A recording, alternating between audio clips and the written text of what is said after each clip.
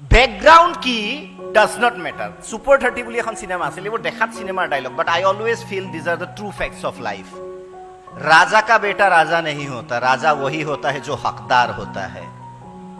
राजा का बेटा राजा नहीं होता, राजा वही होता है जो हकदार होता है. ৰজাৰ পুতেক ৰজা নহয়, ৰজা সিয়েই হ'ব. ৰজাৰ পুতেক ৰজা নহয়, ৰজাৰ সিয়ে হ'ব যি যোগ্য হ'ব. গতিকে ঘৰৰ বেকগ্ৰাউণ্ডটো কি, মই কোনটো ইনষ্টিটিউটত কোচিং ল'ব পাৰিছো নাই, সেইবিলাক চিন্তাত সময় নষ্ট নকৰিবা. তোমাৰ যদি টেলেণ্ট আছে, তুমি লক্ষ্যত উপনীত হ'বলৈ কোনেও বাধা দিব নোৱাৰে. 11 বছৰীয়া এজন ল'ৰা, নাম গোবিন্দ. কি নাম? খুব দৰকাৰী নাম, আজি গুগল মাৰি চাবা. 11 বছৰীয়া এজন ল'ৰা, নাম কি? গোবিন্দ. পিতৃ অশিক্ষিত, নামটোকে লিখিব নাজানে, ৰিক্সা চলায়. গোবিন্দৰ এজন বন্ধু আছিল, অকমান ধনী ঘৰৰ, ভাল স্কুলত পঢ়া. গোবিন্দ চৰকাৰী মিউনিচিপালিটি স্কুলত পঢ়া. গোবিন্দে সেই ধনী ঘৰত গৈ বন্ধুত্ব গঢ়ি উঠিল. স্বাভাৱিকতে সৰুকালত বন্ধুত্বৰ কোনো ধনী দুখীয়া নাথাকে, ক'লা বগা নাথাকে. বন্ধুত্ব সদায় আনকণ্ডিশ্যনেল হয়, হয়নে নহয়?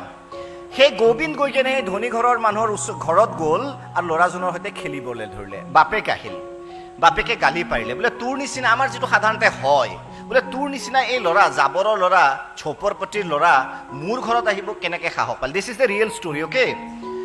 এইটো তাৰপিছত ক'লে যে তই মোৰ ঘৰত আহিব কেনেকৈ সাহস পালে, আৰু মোৰ ল'ৰাৰ লগত তই কীট এটা হৈ, পতংগ এটা হৈ মোৰ ল'ৰাৰ লগত তই কিয় আহি কথা পাতিছ, কিয় লগ লাগিছ? লগে লগে তাক চেনিটাইজাৰ লগাই দিছে, বোলে এই ল'ৰাটোৰ লগত লগ লাগিব নোৱাৰে, ঘৰৰ পৰা ওলাই দিছে.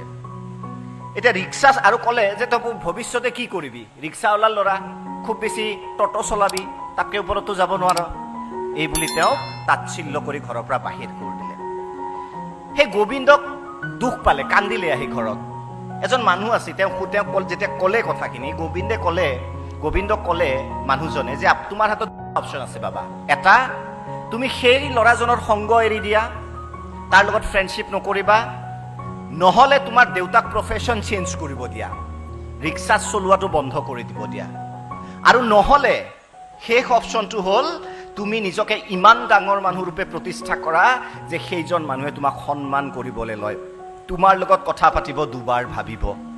ল'ৰাজনে এতিয়া দেউতাককতো ক'ব নোৱাৰে যে ৰিক্সা যিটো প্ৰফেশ্যন সেইটো সলনি কৰক, কাৰণ দুবেলা দুমুঠি বা এবেলা সেই ৰিক্সা চলাই খাই আছে. গোবিন্দে ভাবিলে এনেকুৱা এটা কাম কৰিম যিটো কামৰ জৰিয়তে মই দেউতাক সন্মান দিব পাৰোঁ, মই সন্মান অৰ্জন কৰিব পাৰিব. লাহে লাহে যেতিয়া ডাঙৰ হ'ল, তেওঁ গম পালে যে IAS বা IPS সকলৰ সন্মান যথেষ্ট সমাজত, গতিকে মই চিভিল ছাৰ্ভিচৰ কাৰণে প্ৰিপেয়াৰ কৰিম. কিন্তু প্ৰব্লেমটো হ'ল, তেওঁ যিটো গলিত আছিল তাতে ওচৰত বহুত ফেক্টৰী, ইমান চিঞৰ পঢ়িব নোৱাৰি, কাণত কটন দি লয়, কাণত তোলা দি গোবিন্দে পঢ়া শুনা আৰম্ভ কৰিলে. কিন্তু প্ৰতিজ্ঞা দৃঢ় যে অপমানিত হ'ব নিদিওঁ, অপমানিত মই নহওঁ, মই যোগ্য হৈ উঠিম, মই দেউতাক অন্তত আৰু বেছি অপমানিত হ'ব নিদিওঁ.